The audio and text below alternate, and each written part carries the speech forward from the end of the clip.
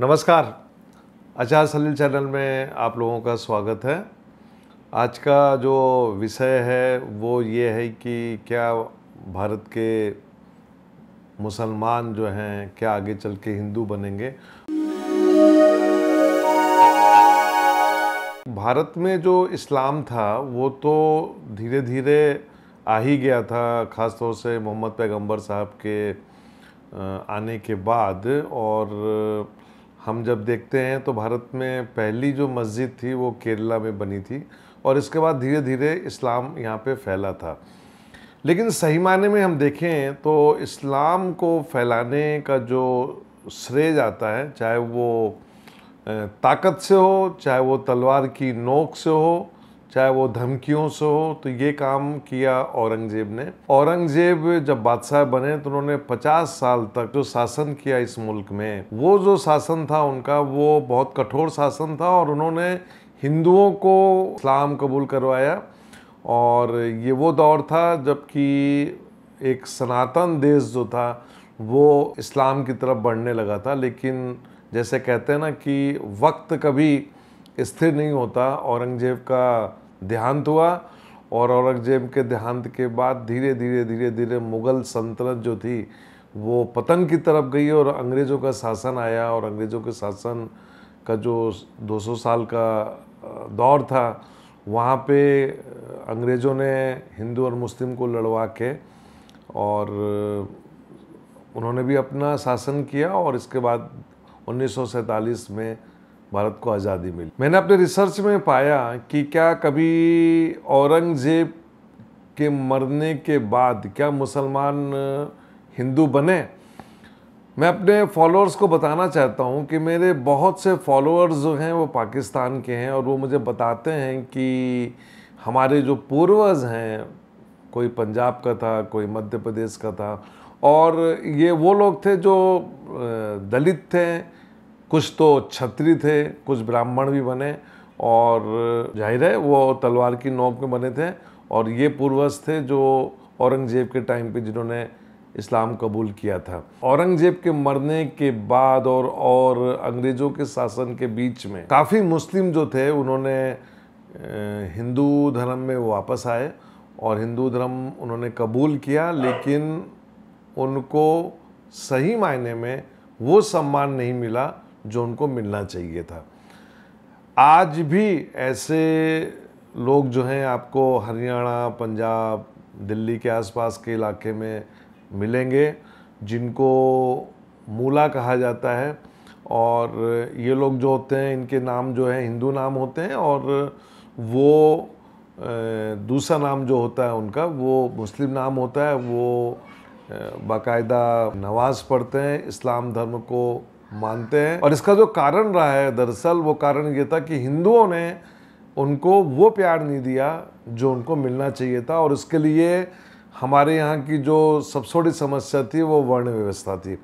वर्ण व्यवस्था में ये वो दौर था और आज भी है कि वर्ण व्यवस्था कोई ख़त्म नहीं हुई है, आज भी वर्ण व्यवस्था उसी हिसाब से चल रही है। लेकिन यदि आपको मेट्रो सिटी में वो नहीं मिलेगा तो वो गांव में तो नज़र में आती ही है। ये मैंने खुद अपनी आंखों से देखा है और इसके बारे में एक अगला वीडियो बताऊंगा कि वर्ण व्यवस्था कहाँ पर कैसे पनप रही है।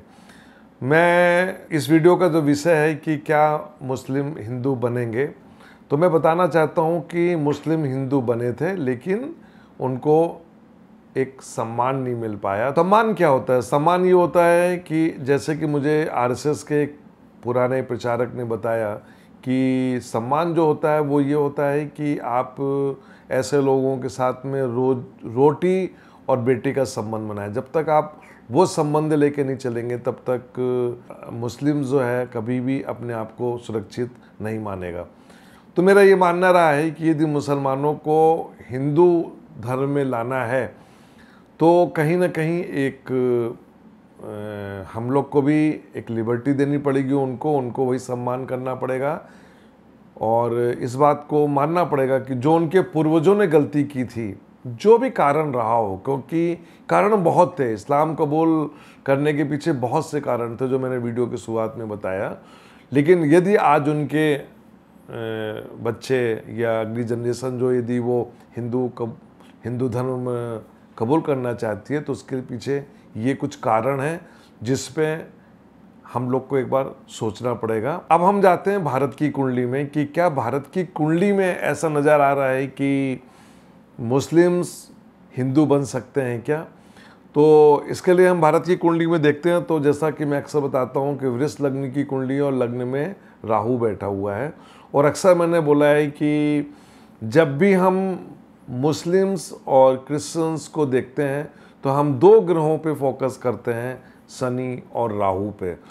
तो राहु यहाँ पे लग्न में बैठा हुआ है, और जैसा कि कहा जाता है, जैसा कि मैं अक्सर कहता हूँ कि शनिवत राहु और कुजवत केतु, मतलब राहु भी शनि है। तो राहु में जो स्वभाव है वो शनि का है। यहाँ पे मैं एक चीज़ बताना चाहूँगा कि बहुत से लोग जिन्होंने अंग्रेज़ों के टाइम में ईसाईयत कबूल की थी, तो मैं समझता हूँ कि वो लोग ज़्यादा सुखी थे, क्योंकि राहु लग्न में बैठा हुआ है। और यदि हम मुस्लिम्स को जाकर देखेंगे तो मुस्लिम की आबादी करीबन 18 से 20 करोड़ के बीच में है इस देश में, जो कि 130 करोड़ की आबादी में बहुत ज़्यादा नहीं है। बाकी 100 करोड़ से ज़्यादा हिंदू हैं, और हिंदू बटा हुआ है, और यही एक सबसे बड़ी समस्या का जड़ रहा है। सवाल उठता है कि क्या मुस्लिम हिंदू बनेंगे। मेरा ये मानना है कि जो शनि की कुंडली में स्थिति है, शनि भारत की कुंडली में तीसरे घर में बैठा हुआ है, और तीसरे घर में चंद्रमा, बुध, शुक्र और सूर्य बैठे हुए हैं। मतलब तीसरा घर जो है बवंडर का घर है। मैंने अक्सर बोला है कि देश को जो आज़ादी मिली वो कुंडली बहुत गलत थी, वो मुहूर्त बहुत गलत था। मेरे को ऐसा लगता है कि आगे आने वाले समय में, ख़ास तौर से मैं जहाँ तक समझ पा रहा हूँ कि जो भारत की कुंडली में जो स्थिति है उसके हिसाब से इस देश में जो जातीय समस्या का जो समाधान होगा वो आगे चल के, मतलब 2024 के बाद से इस दिशा में काम होगा। तब तक बहुत से कानून आएंगे जो एक स्थिरता प्रदान करेंगे। और मैंने अक्सर अपने वीडियो में बोला है कि इस देश में बहुत से ऐसे कानून बनने जा रहे हैं जिससे, या बन गए हैं, जिससे आगे जा के हमको इसका, हमारी आगे आने वाली जनरेशन को इसका फ़ायदा मिलेगा। बस नीयत ठीक होना चाहिए, मैं अक्सर बोलता रहा हूँ। यदि ये 2024 से कुछ हमको पॉजिटिव रिजल्ट्स आए तो भारत की कुंडली के हिसाब से मैं ये कहना चाहूँगा, आप बिल्कुल मान के चलिए कि 2050 के आसपास जाके, मतलब अगले आने वाले ये 2022 है, फिर अगले 28 साल के बाद इस देश में काफ़ी कुछ परिवर्तन नज़र आएगा। कहीं ना कहीं जाके वापसी का एक दौर शुरू होगा। अभी तो फ़िलहाल ऐसा कुछ नहीं है, एक माहौल बनाना पड़ेगा। और जब तक हम ये माहौल नहीं बढ़ाएंगे, क्योंकि आप ये देखिए ना, औरंगजेब का जो शासन था वो 1658 से 1707 तक का था, और इस बीच में कितनी सदियां निकल गईं। तो जिसने इस्लाम कबूल किया उनकी 10 जनरेशन 15 जनरेशन आगे बढ़ के आ गई हैं, तो एक लगाव रहेगा, इसमें कोई दो राय नहीं है। लेकिन यदि वो लोग वापस लौटते हैं, और जो उसमें कोई बुराई नहीं है, क्योंकि ये एक सनातन देश रहा है। अक्सर ये हुआ है कि समाज में जो भ्रांतियां रही हैं, हमेशा ये रहा है कि जो ताकतवर रहा है उसने गरीबों को लूटा है, चूसा है। जब तक वो स्थिति ठीक नहीं होगी, मैं समझता हूँ ये देश जो है तरक्की की राह पे नहीं जा पाएगा। और मैं अक्सर बोलता हूँ आगे आने वाले 8 साल बहुत ही खतरनाक हैं। और आप देखिए श्रीलंका में क्या हालत हो गई है, पाकिस्तान की हालत देखिए क्या हालत है। तो ये सब सिविल वॉर के टाइम दौर चल रहे हैं, और उसमें ये एक और माहौल गर्म होगा। तो मैं अपने फॉलोअर्स को बताना चाहता हूँ कि भाई चिंता मत करो, अच्छे दिन आएंगे और देश में एक अच्छा माहौल होगा। जो हम लोग स्कूलों में पढ़ा करते थे हम तो नहीं देख पाएंगे, लेकिन आगे आने वाली जनरेशन वो देखेगी। लेकिन उसके लिए प्रयास अभी से करना पड़ेगा। नमस्कार।